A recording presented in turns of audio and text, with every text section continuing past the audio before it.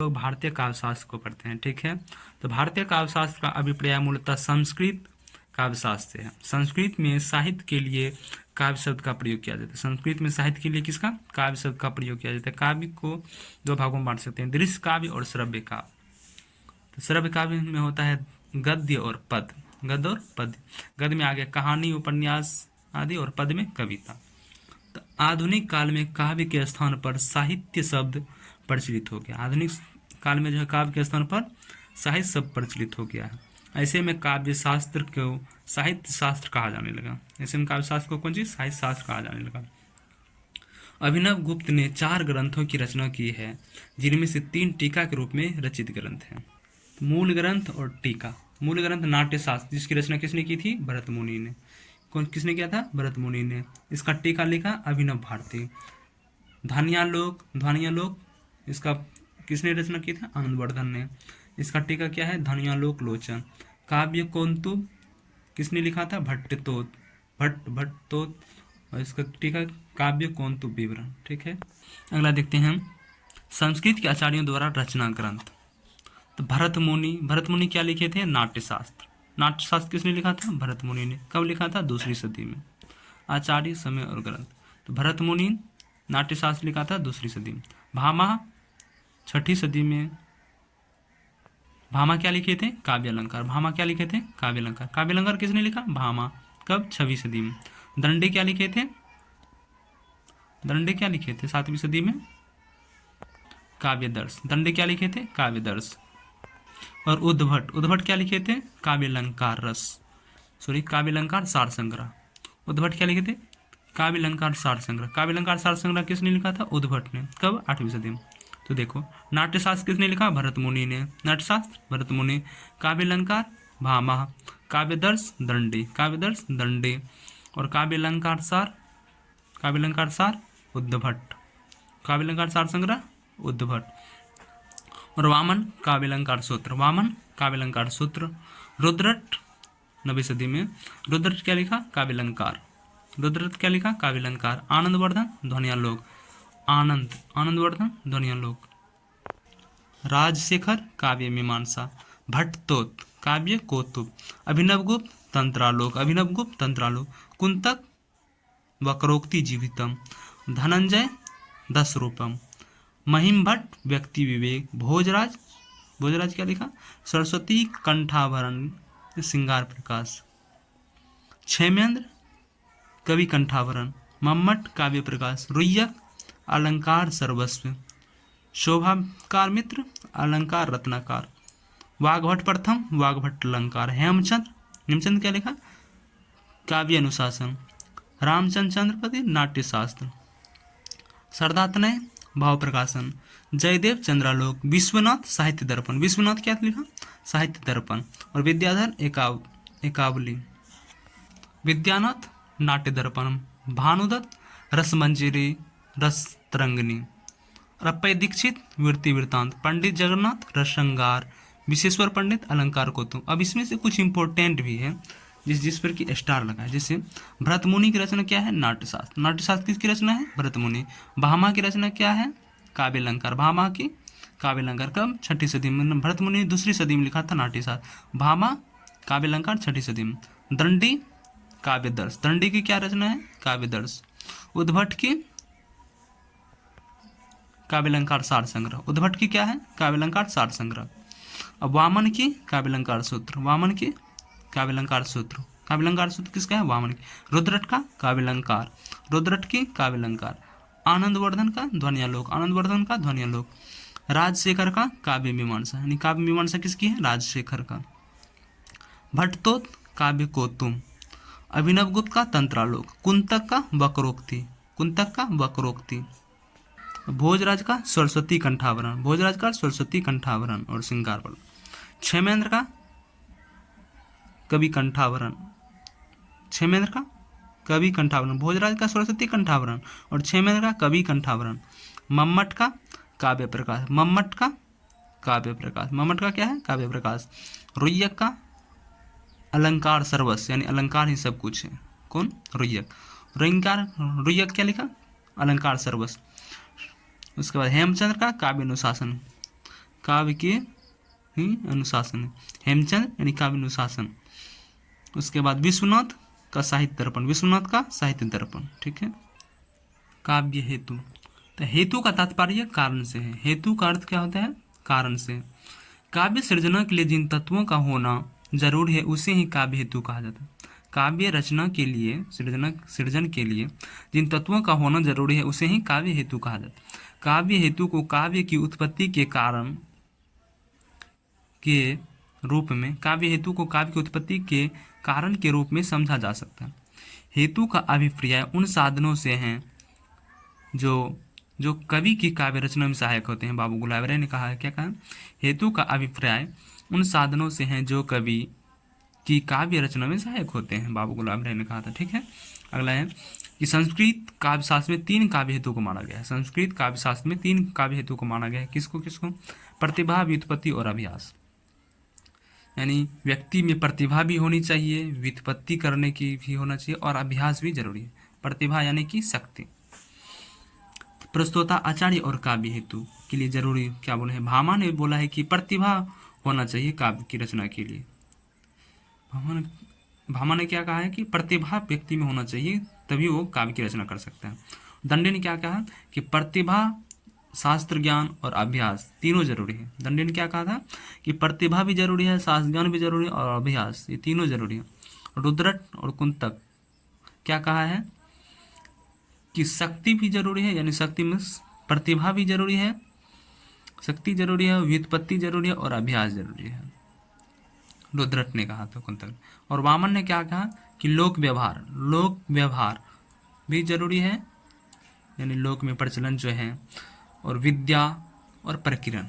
और जयदेव ने क्या किया कि मूल प्रतिभा यानी व्युत्पत्ति, अभ्यास, सहायक। मम्मट ने क्या कहा कि शक्ति भी जरूरी है, शक्ति यानी कि प्रतिभा, और निपुणता भी जरूरी है, मतलब होशियार भी होना चाहिए, और अभ्यास भी जरूरी है। हेमचंद ने क्या कहा कि केवल प्रतिभा होना चाहिए, यानी कि केवल प्रतिभा। जगन्नाथ ने क्या कहा?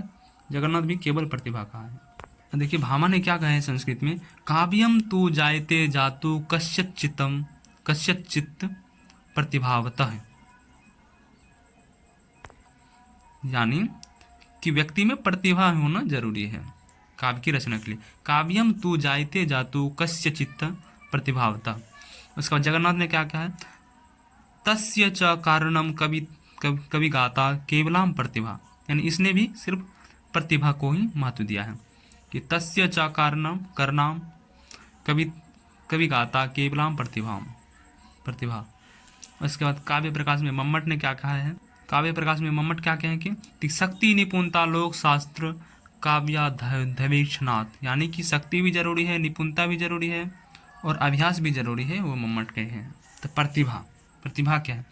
प्रतिभा अथवा शक्ति को सर्वाधिक महत्व दिया गया है। आचार्यों के कुछ मत, प्रतिभा को सर्वाधिक महत्व दिया गया है क्योंकि बहुत आचार्यों ने इसे माना है कि ये होना जरूरी है रचना के लिए। आचार्यों के कुछ मत कि प्रज्ञा नवनोन्मेषणालिनी प्रतिभा मता, यानी भट्टोत ने कहा है। और अभिनव गुप्त ने क्या कहा है कि प्रतिभा अपूर्व वस्तु निर्माण क्षमा प्रज्ञा, अभिनव गुप्त ने कहा है। कुंतक ने कहा है। और मम्मट ने शक्ति कवित बीज रूपः संस्कार विशेषः, शक्ति कवित बीज रूपः, संस्कृत कवित्व बीज रूपः संस्कार विशेषः, यानी मम्मट ने कहा है। और जगन्नाथ ने क्या कहा है कि सा यानी प्रतिभा, सा काव्य घटनाकुल शब्दों परिस्थितः, यानी जगन्नाथ ने कहा है। आचार्य रामचंद्र शुक्ल ने प्रतिभा को अंतःकरण की उद्भावित क्रिया के रूप में व्याख्यायित किया है। तो काव्य लक्षण देखते हैं। तो संस्कृत के काव्य लक्षण, शब्दार्थों सहितो काव्यम गद्यम पदम च तदिता।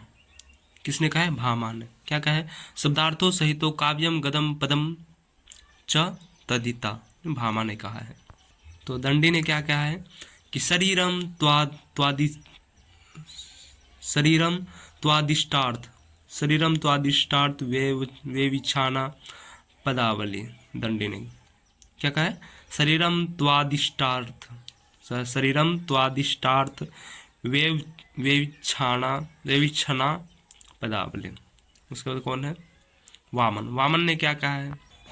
किस क्या कहा है, शरीरम, सॉरी ये नहीं, कि ये वामन क्या कहा है कि काव्यम शब्दो काव्यो शब्दो यगुणालंकार, काव्यम शब्दो यगुणालंकार संस्कृत्यो वर्तते। किसने कहा है, वामन ने। रुद्रट ने क्या कहा है, रुद्रट ने कहा है कि ननु शब्दार्थो वाक्यम, ननु शब्दार्थो वाक्यम, किसने कहा है, रुद्रट ने। आनंदवर्धन ने क्या कहा है कि शब्दार्थ शरीरम त्वात् काव्यम, ये सब आता है, इंपॉर्टेंट है ये सब लाइनें। शब्दार्थ शरीरम त्वात् काव्यम, किसने कहा है, आनंदवर्धन ने। और विश्वनाथ ने क्या कहा था, स्टेट में अब की बार आया भी था कि वाक्यम रसात्मक काव्यम, वाक्यम रसात्मक काव्य, किसने कहा है, विश्वनाथ ने। किस पुस्तक में कहा है, इसकी एक पुस्तक रचना है साहित्य दर्पण, साहित्य दर्पण में जो है कहा है कि वाक्यम रसात्मक काव्यम, साहित्य दर्पण में ही कहा है वाक्यम रसात्मक काव्यम, यानी रसात्मक वाक्य ही काव्य है, काव्य के बारे में है। अब जगन्नाथ का देखते हैं, इसने क्या कहा है कि रमणीयार्थ प्रतिपादकः, रमणीयार्थ प्रतिपादकतः शब्दः काव्यम, किसने कहा है, जगन्नाथ ने। उसके बाद मम्मट ने क्या कहा है, तद दोषो शब्दार्थो, तद दोषो शब्दार्थो सगुणावन, क्या है, तद दोषो शब्दार्थो सगुणावन लंकृति पुनः कवापी, यानी किसने कहा है, मम्मट ने। क्षेमेंद्र ने क्या कहा है, क्या कहा है कि काव्यम विशिष्ट शब्दार्थ, काव्यम विशिष्ट शब्दार्थ साहित्य सद्र लंकृति, किसने कहा है, क्षेमेंद्र ने। काव्यम विशिष्ट शब्दार्थ साहित्य सद लंकृति, क्षेमेंद्र ने कहा है। और हेमचंद्र ने क्या कहा है कि अदोषो सद्गुण, अदोषो सगुणो शालंकारो च शब्दार्थो काव्यम, किसने कहा, हेमचंद्र ने। अब हिंदी विद्वानों द्वारा दिए गए काव्य लक्षण कुछ मत, जैसे कि साहित्य जनसमूह के हृदय का विशाल है, साहित्य जो है वो जनसमूह के हृदय का विकास है, साहित्य जो होता है, साहित्य किसी भी जनसमूह के हृदय का विकास है, किसने कहा है, बालकृष्ण भट्ट ने, किसने, बालकृष्ण भट्ट ने। और महावीर प्रसाद द्विवेदी ने क्या कहा है कि ज्ञान राशि के संचित कोष का नाम साहित्य है, ज्ञान राशि के संचित कोष जो होता है वो साहित्य होता है, किसने कहा है, महावीर प्रसाद द्विवेदी ने। और शुक्ल ने क्या कहा है, शुक्ल ने क्या कहा कि सत्वोद्रेक या हृदय की मुक्तावस्था, सत्वोद्रेक या हृदय की मुक्तावस्था के लिए किया हुआ शब्द विधान काव्य है। हृदय की मुक्तावस्था के लिए किया हुआ शब्द विधान जो वो काव्य है, किसने कहा है, रामचंद्र शुक्ल ने।